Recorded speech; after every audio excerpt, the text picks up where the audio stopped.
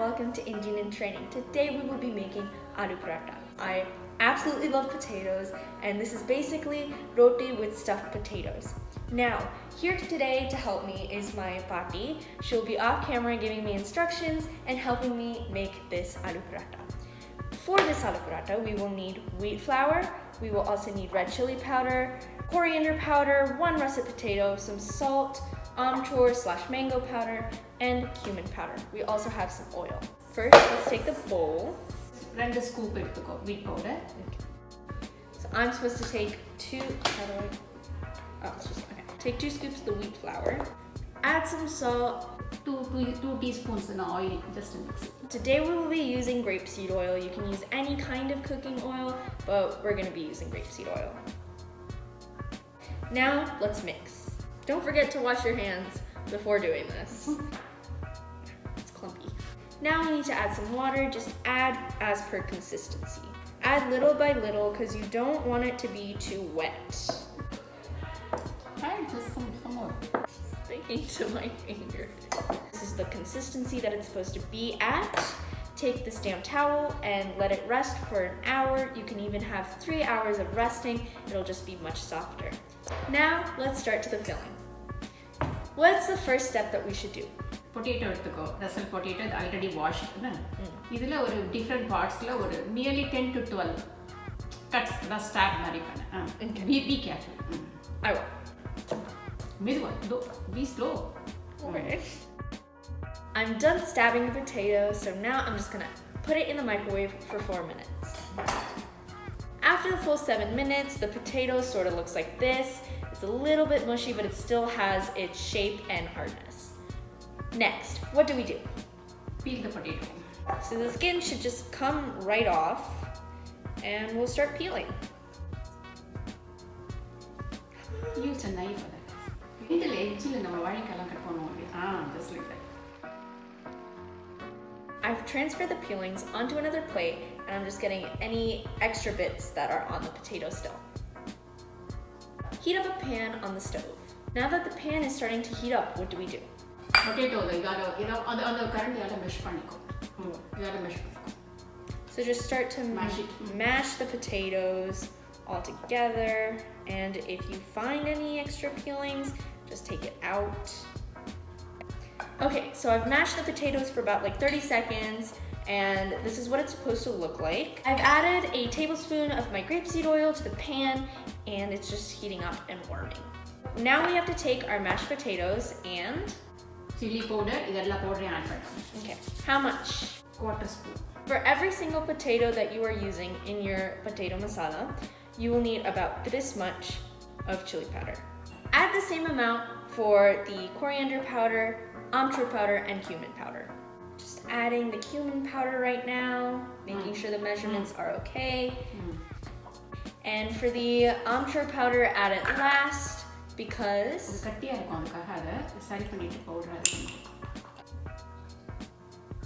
now just add some salt to taste. And now just mix it all together so everything just blends. Just for a little bit more taste, I'm gonna add a little bit of coriander leaves. By now, the pan must be heated up, so we need to add this on top. Okay, so take that tablespoon of oil that has been heating on the pan and plop those potatoes right on top. Now coat the potatoes in the oil that is sitting in the pan and stir, mix, do whatever, even raise up the heat a little bit, get a little crazy. The potatoes have been stirred, mixed, and covered in the oil. They have a little bit of a nice color to them, so I'm just gonna scoop them and put them into this handy dandy bowl. The potatoes have just come off the stove. They look so yummy, they're really hot. They also smell incredible. So I'm just gonna take a little itty bitty bite, So it's been an hour.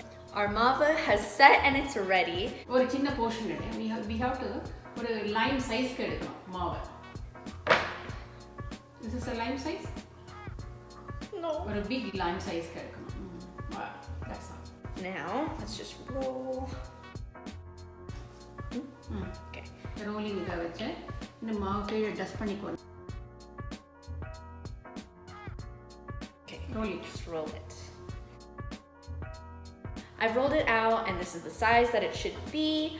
I'm putting it down and I'm taking these potato balls and putting it smack dab in the middle.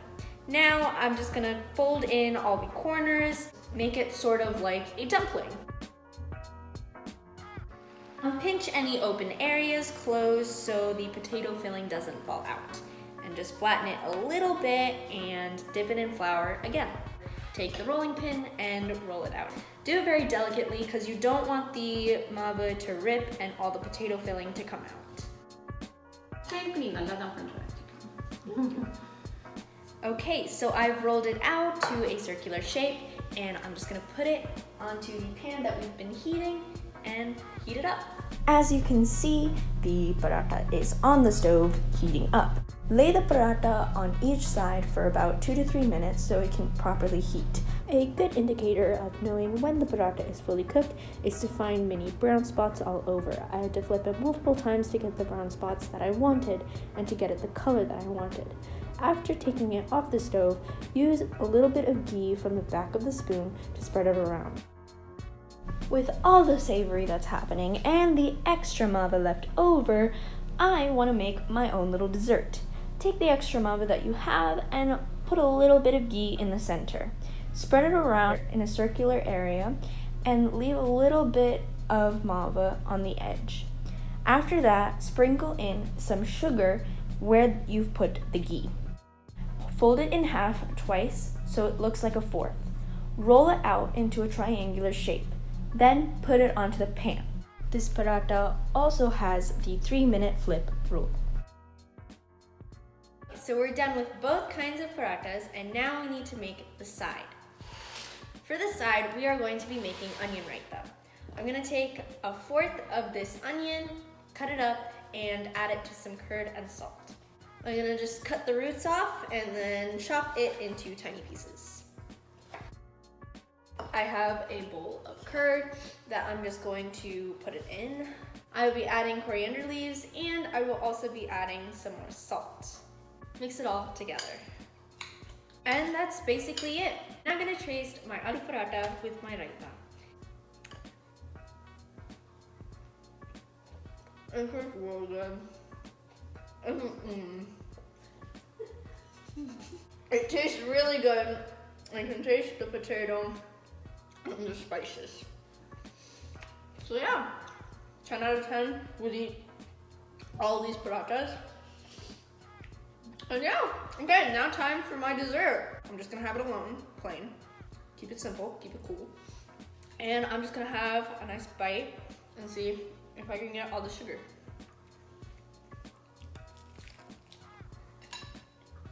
Oh my god, it's so sweet. I love it.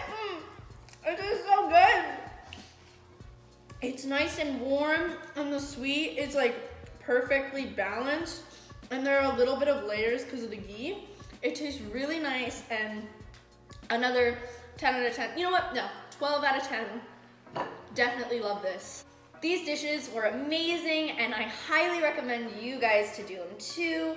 Don't forget to like, share, comment, and subscribe. Thank you so much for watching. Bye. See you next time.